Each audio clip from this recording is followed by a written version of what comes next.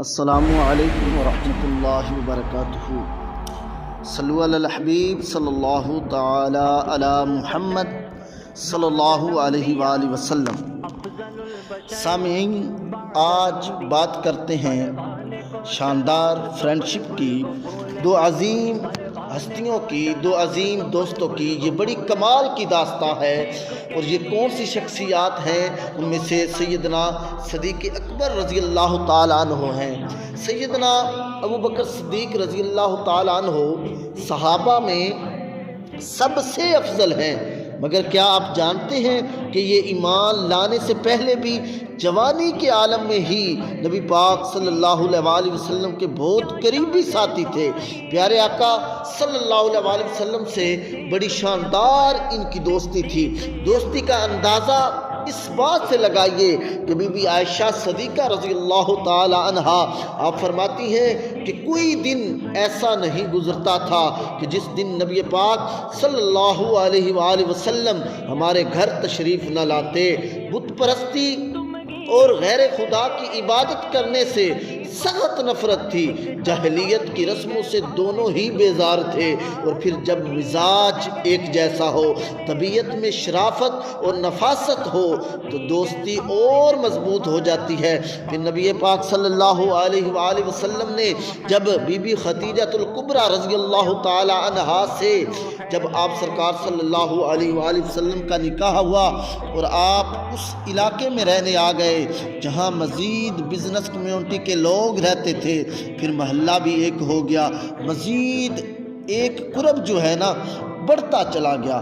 اب اعلان نبوت کا وقت قریب آنے لگا تو نبی کریم صلی اللہ علیہ وآلہ وسلم کی عمر مبارک تقریباً 40 سال کے قریب ہونے لگی، تو سیدنا صدیق اکبر رضی اللہ تعالیٰ عنہ اپنے بزنس ٹرپ پر اپنے ایک خادم کے ساتھ ملک شام کے لیے روانہ ہوئے۔ یہ سفر آپ ویسے بھی کیا کرتے تھے، مگر اس بار سفر میں ایک بڑا ہی خاص واقعہ ہوا۔ ٹریول کے دوران ظاہر ہے کہیں نہ کہیں رہائش اور آرام کی ضرورت پڑتی ہے، مگر اس زمانے میں ہوٹل تو نہیں تھے۔ آپ رضی اللہ تعالیٰ عنہ نے دیکھا وہاں پر ایک کلیسا تھا، رات کا وقت تھا، تو آپ نے چاہا کہ اس اندھیری رات میں باہر رہنے سے بہتر ہے کہ اس کلیسا کے اندر جا کر آرام کر لیا جائے۔ تو اس کلیسا کا دروازہ کھٹکھٹایا گیا، ایک اندر سے خادم باہر آیا اور اسے کہا گیا کہ ہمیں اندر یہاں رات گزارنے کی اجازت دی جائے۔ تو وہاں پر ایک راہب ہوتا تھا جو ان کا اس زمانے کا پادری آپ سمجھ لیجئے، جو خادم تھا، اس نے کہا ہمارے ہاں رات گزارنے کی اجازت نہیں ہوتی، ہمارے راہب صاحب جو ہیں ان کی بڑی عجیب سی شرط ہے کہ یہاں رات وہی گزار سکتا ہے جس نے کبھی کوئی گناہ نہ کیا ہو، کبھی کوئی خطا نہ کی ہو۔ تو حضرت سیدنا ابو بکر صدیق رضی اللہ تعالیٰ عنہ بڑے حیران ہوئے، تو آپ رضی اللہ تعالیٰ عنہ نے کہا کہ تمہارا آقا جو ہے وہ جو چیف ہے اس علاقے کا یا اس پوری عبادت گاہ کا، کہ وہ کیسے جان لیتا ہے کہ کس نے غلط کام کیا یا کسی نے غلط کام نہیں کیا؟ تو اس نے کہا کہ وہ کسی کے گناہوں کو بھانپ لیتا ہے، کسی کی خطاؤں کو بھانپ لیتا ہے، تو اگر بندے نے گناہ نہیں کیا تو وہ بھی اسے پتہ چل جاتا ہے۔ بہرحال انہوں نے کہا کہ جا کے پوچھ لو، اگر اجازت ہے تو ہم آ جاتے ہیں اندر۔ تو اب یہ خادم اندر جا کے بتانے لگا کہ دو لوگ آئے ہیں، ایک آقا ہے ایک غلام ہے، بزنس ٹرپ پر نکلے ہیں، مکہ شہر سے آئے ہیں اور وہ اس کلیسا میں رات گزارنا چاہتے ہیں۔ تو جب راہب نے یہ سنا نا مکہ شہر سے آئے ہیں تو فوراً چونک گیا، تو کہا کہ پوچھو مکہ وہی بستی ہے نا جو پہاڑوں کے درمیان ہے، اور آنے والوں کا نام بھی پوچھ کے آنا۔ جب واپس آیا خادم تو آ کے پوچھتا ہے کہ آپ مکہ سے آئے ہیں، کیا مکہ کی ڈائمنشن ایسی ہے؟ جی ہاں، مکہ بالکل پہاڑوں کے درمیان ہے۔ پھر پوچھا آپ کا نام؟ تو سیدنا صدیق اکبر رضی اللہ تعالی عنہ ہے۔ آپ رضی اللہ تعالی عنہ کے بارے میں ایک بات یہاں پہ یہ یاد رکھنی چاہیے کہ ابھی تک آپ ایمان نہیں لائے۔ آپ نے کہا کہ میرا نام ابو بکر ہے۔ اس خادم نے جا کر جب اس گرجا کے چیف کو جا کر بتایا، باہر جو لوگ آئے ہیں ان میں سے ایک کا نام ابو بکر ہے، تو وہ چونک گیا اور فوراً کہا ان کو لے کر آؤ، اور آنے سے پہلے ایک کام اور کرتے آنا، ان کے والد کا نام پوچھتے آنا۔ جب وہ خادم واپس آیا اور کہا کہ اپنے والد کا نام بتائیے، کہا میرے والد کا نام ابو قحافہ ہے۔ جیسے ہی جا کر اندر نام بتایا تو اب وہ شخص جو ان کا چیف تھا چونک گیا، اور اب وہ بہت زیادہ احترام کے ساتھ کہا کہ ان کو اندر لے آئے۔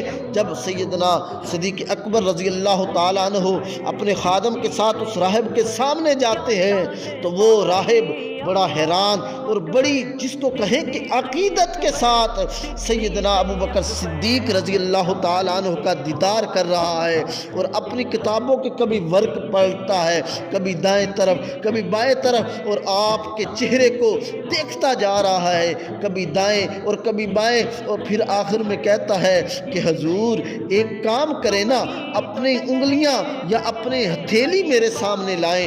جیسے ہی سیدنا صدیق اکبر رضی اللہ تعالیٰ عنہ نے اپنی ہتھیلی اس کے سامنے لائی، سامنے کی، تو اس نے فوراً اپنے ہاتھ میں آپ رضی اللہ تعالیٰ عنہ کا ہاتھ مبارک لے کر فوراً ان کے ہاتھ پر بوسہ دے دیا اور کہا کہ میں آپ کو امیر المومنین حضرت ابو بکر کے نام سے پکار سکتا ہوں۔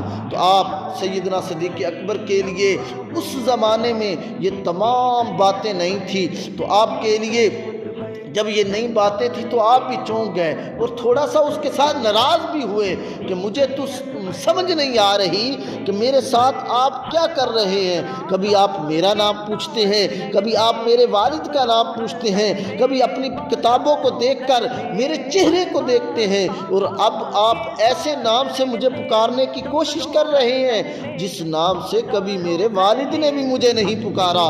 اللہ اکبر، اللہ اکبر۔ وہ راہب کہتا ہے کہ تم نہیں جانتے تمہیں کتنی بڑی سعادت ملنے والی ہے۔ جو کتابوں کا علم مجھے بتاتا ہے کہ آپ ہی وہ ہستی ہیں کہ ان قریب جب آخری نبی کریم صلی اللہ علیہ وآلہ وسلم مبعوث ہوں گے تو آپ ان کے وزیر ہوں گے، ان کے دنیا سے پردہ فرمانے کے بعد آپ ان کے جانشین بھی بنیں گے۔ جب آپ پر یہ اللہ تبارک و تعالیٰ کا فضل کا سورج طلوع ہو تو مجھے اپنی دعاؤں میں ضرور یاد رکھیے گا۔ حضرت ابو بکر صدیق بڑے حیران تھے کہ یہ کیسی باتیں کر رہا ہے۔ بہرحال آپ نے رات وہاں گزاری، اور صبح جب آپ رضی اللہ تعالیٰ عنہ وہاں سے واپس جانے لگے تو ذہن میں یہی خیالات گردش کر رہے تھے کہ کتنی عجیب بات ہے اس راہب نے کہی۔ پھر جب آپ مکہ مکرمہ پہنچے تو وہاں پر ابو جہل سے ملاقات ہوئی۔ ابو جہل نے کہا اے ابو بکر تم جانتے ہو جن کے تم دوست ہو، جن کا نام محمد ہے، کچھ دنوں سے کچھ عجیب باتیں کر رہے ہیں، اللہ کی باتیں کرتے ہیں، فرماتے ہیں کہ میں ایک ایسا دین لے کر آیا ہوں، اللہ کا پیغام لے کر آیا ہوں، اور بتوں کے خلاف باتیں کرتے ہیں، مجھے ان کی بات سمجھ نہیں آ رہی۔ تو سیدنا صدیق اکبر رضی اللہ تعالیٰ عنہ آپ سرکار صلی اللہ علیہ وسلم سے ملاقات کے لیے آپ سرکار صلی اللہ علیہ وسلم کو تلاش کرتے ہوئے آپ سرکار کو حضرت ابو طالب کے گھر جاتے ہیں تو نبی پاک صلی اللہ علیہ وسلم سے ملتے ہیں۔ تو جب آپ سرکار صلی اللہ علیہ وسلم سے ملاقات ہوتی ہے تو سیدنا صدیق اکبر رضی اللہ تعالیٰ عنہ کا جب آپ سرکار استقبال کرتے ہیں تو آپ سرکار کے چہرے پر مسکراہٹ ہوتی ہے، اور آپ سرکار صلی اللہ علیہ وسلم بڑے شاندار انداز کے ساتھ سیدنا ابو بکر صدیق کا استقبال فرماتے ہیں اور کہتے ہیں اے ابو بکر تمہیں اللہ کا آخری نبی تمہیں اللہ کی دعوت دیتا ہے، اے ابو بکر تم سبقت لے جانے والوں میں سے پیچھے نہ رہ جانا۔ ابو بکر پہلے بھی حضرت سیدنا ابو بکر صدیق پہلے بھی کچھ سن کے آئے تھے، اور اب ابو جہل بھی باتیں کر رہا تھا، اور پھر آپ سرکار صلی اللہ علیہ وسلم کی زبان مبارک سے بھی یہ الفاظ سنے تو سیدنا ابو بکر صدیق رضی اللہ تعالیٰ عنہ نے کہا، حضور اب تک میں نے پڑھا اور سنا ہے جو نبی ہوتے ہیں ان کے پاس کچھ نشانیاں ہوتی ہیں، تو آپ مجھے کوئی نشانی بتا دیں تو دل کو کچھ اور سکون مل جائے گا۔ اللہ اکبر۔ تو نبی پاک صلی اللہ علیہ وسلم نے مسکرا کر کہا کہ کلیسا کے اندر جو تمہیں اس راہب نے پڑھ کر سنایا، کیا اتنی نشانی کافی نہیں ہے؟ اللہ اکبر۔ سیدنا صدیق اکبر رضی اللہ تعالیٰ عنہ بڑے حیران ہوئے، ہزاروں میل دور اور پردوں میں ہونے والی بات آپ سرکار صلی اللہ علیہ وسلم کی زبان سے سن کر کہا، یقیناً آپ اللہ کے نبی ہیں۔ فوراً کلمہ پڑھا اور آپ مسلمان ہو گئے، اور سبحان اللہ سب سے پہلے مردوں میں اسلام لانے والے ہو گئے۔ سامعین، یہ کیسی دوستی ہے، یہ کیسی محبت ہے۔ اسلام لانے میں بھی دیر نہیں کی، فوراً لبیک کہا اور اسلام میں داخل ہو گئے۔ پھر اللہ نے اس دوستی کو ایسا دوام بخشا، آپ یار غار بھی بنے، اور سبحان اللہ اور آج یار مزار بھی ہیں۔ اللہ کریم تربت صدیق اکبر رضی اللہ تعالیٰ عنہ پر کروڑوں رحمتیں نازل فرمائے، اور ان کے صدقے ہمیں بھی حضور سرور کائنات صلی اللہ علیہ وآلہ وسلم کی